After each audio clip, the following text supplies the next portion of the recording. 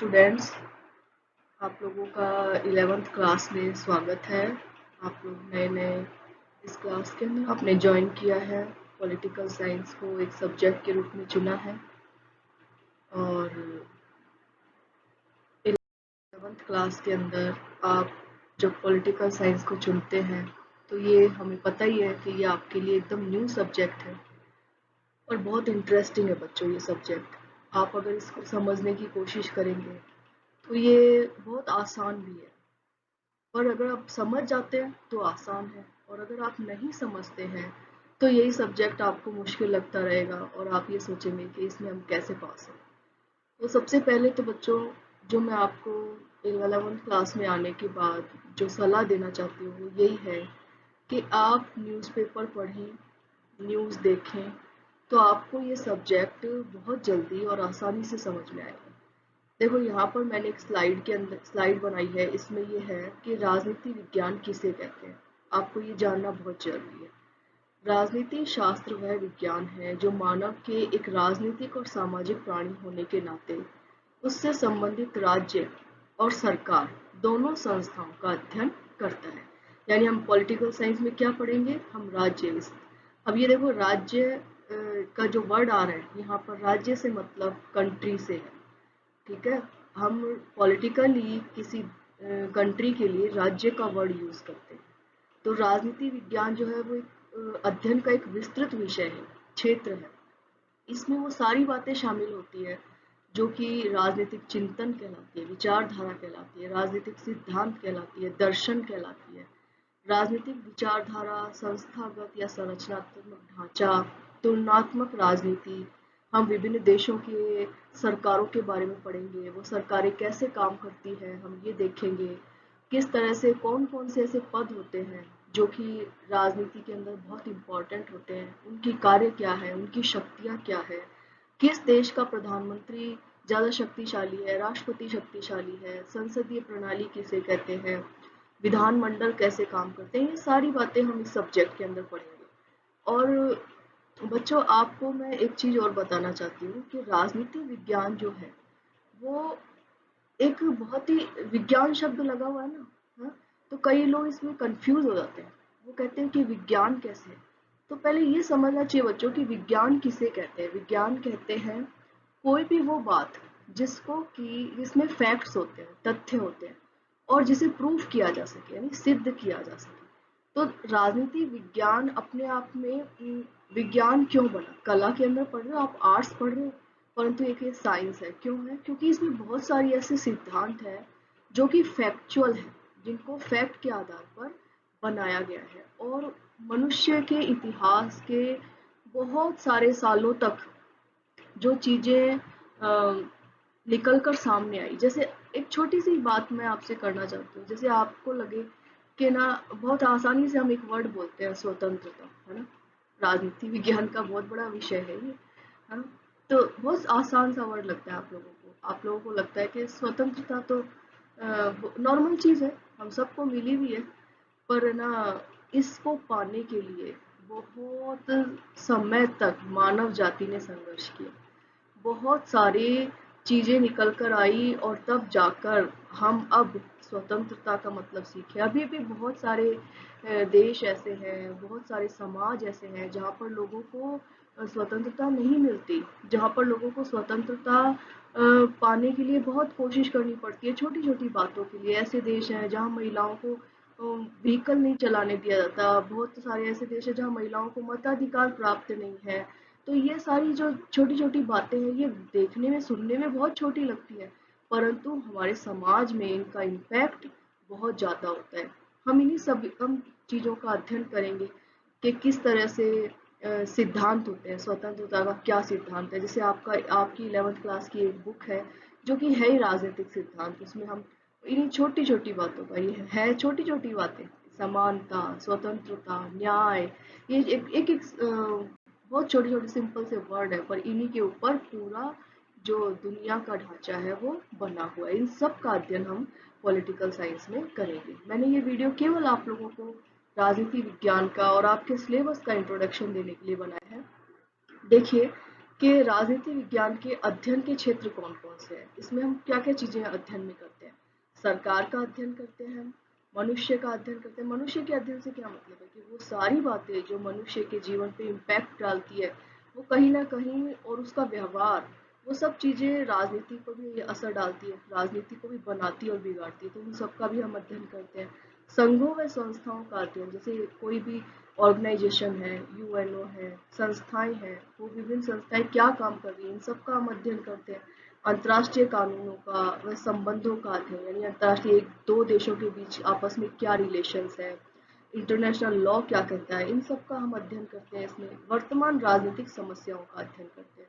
तो वर्तमान में किस तरह की राजनीतिक समस्याएं चल रही है, इन सब का अध्ययन हम करते हैं राजनीति विज्ञान के अंदर। ये मैंने एक छोटा सा इंट्रोडक्शन आपको पॉलिटिकल साइंस का दिया कि पॉलिटिकल साइंस के में हम क्या क्या पढ़ते हैं, पॉलिटिकल साइंस किसे कहते हैं। राज्य और सरकार के अध्ययन को राजनीति विज्ञान कहा जाता है। ठीक है, तो ये एक बेसिक बात मैंने आपको बताई। हम लोग क्लास में मिलते हैं तो मैं आपको और भी कुछ बहुत सारी चीज़ें समझाती, और कोशिश कर रही हूँ कि इस वीडियो के माध्यम से आपको थोड़ा सा एक इंट्रोडक्शन दे पाऊँ कि आप इस विषय में क्या पढ़ने जा रहे हैं।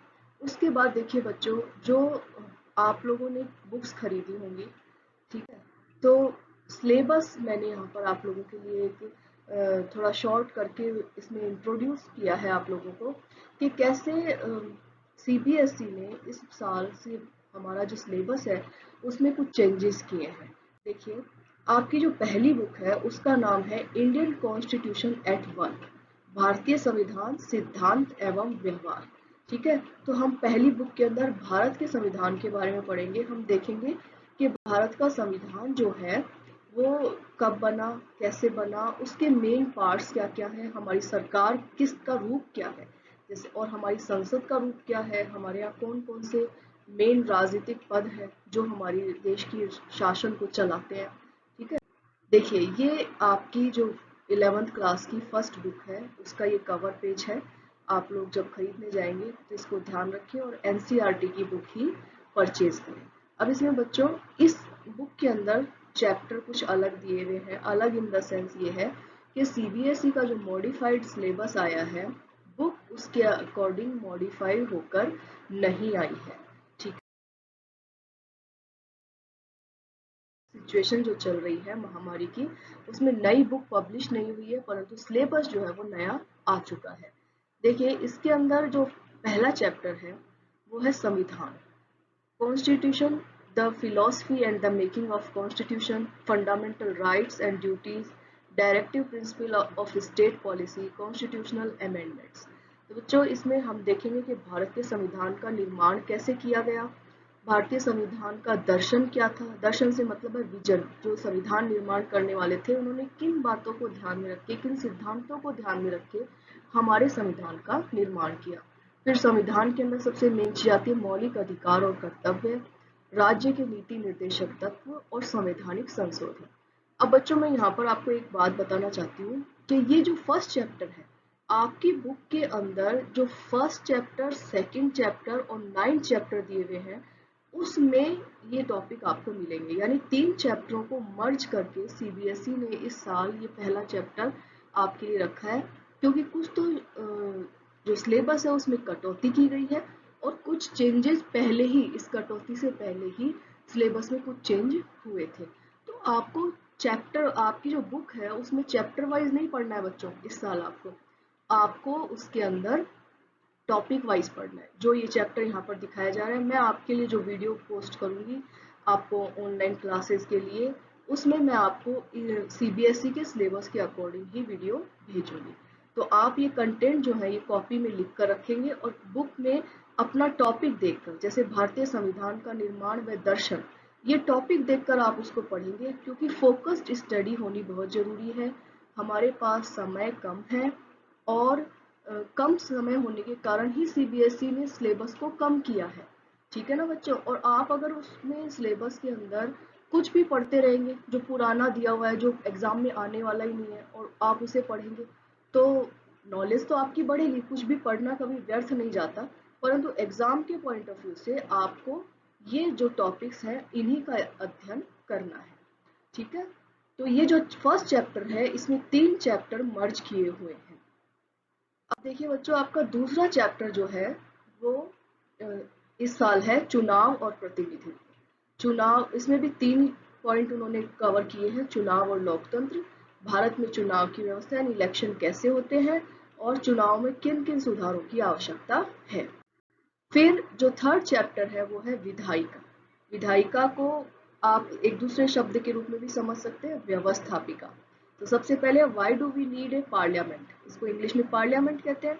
हमें संसद की आवश्यकता क्यों है। संसद यूनिकैमरल और बायकैमरल यानी एक सदनात्मक और द्विसदनात्मक विधायिका। फिर संसद के कार्य और शक्तियां, संसदीय समितियां, संसदीय अधिकारी, अधिकारी में अध्यक्ष, उपाध्यक्ष और संसदीय सचिव। ये हम थर्ड चैप्टर में पढ़ेंगे। फोर्थ चैप्टर है कार्यपालिका। कार्यपालिका में कौन कौन शामिल होता है, राष्ट्रपति, प्रधानमंत्री, मंत्रिपरिषद और स्थायी कार्यपालिका में नौकरशाही। फिर फिफ्थ चैप्टर है आपका न्यायपालिका। इससे सबसे पहले आता है कि हमें स्वतंत्र न्यायपालिका क्यों चाहिए, क्योंकि लोकतंत्र के लिए सबसे जरूरी होती है। और भारतीय न्यायपालिका का रूप कैसा है, उसके क्षेत्राधिकार क्या क्या है, न्यायिक पुनरावलोकन किसे कहते हैं, न्यायिक सक्रियता क्या है, और शक्तियों का अतिक्रमण क्या है। ये टॉपिक हम चैप्टर 5 में देखेंगे। और चैप्टर 6 जो है वो है लोकल गवर्नमेंट। इसको बहुत ज़्यादा शॉर्ट किया गया है, इसमें केवल 73 और 74 जो संवैधानिक संशोधन हुए हैं उन्हीं को इसमें शामिल किया गया है। ठीक है बच्चों, तो ये 6 चैप्टर आपके फर्स्ट बुक के अंदर है। आपको ध्यान रखना है, आप जो बुक बाजार से परचेज करके ला रहे हो उसमें आपको 9 चैप्टर देखने को मिलेंगे। तो हमें टॉपिक वाइज और फोकस्ड स्टडी करके अपना सिलेबस कॉपी में नोट जरूर करना है। फिर देखिए, ये सेकंड बुक है आपकी, राजनीतिक सिद्धांत यानी पॉलिटिकल थ्योरीज। इसमें प्रिंसिपल्स क्या क्या है, तो इसमें भी आपको 6 चैप्टर इस बार पढ़ने हैं सिलेबस के अकॉर्डिंग। फर्स्ट चैप्टर है राजनीतिक सिद्धांत का परिचय, कि राजनीति क्या है, राजनीति बनाम राजनीतिक सिद्धांत यानी सिद्धांत क्या होते हैं और व्यवहार में उन्हें कैसे इम्प्लीमेंट किया जाता है और सिद्धांतों का क्या महत्व है।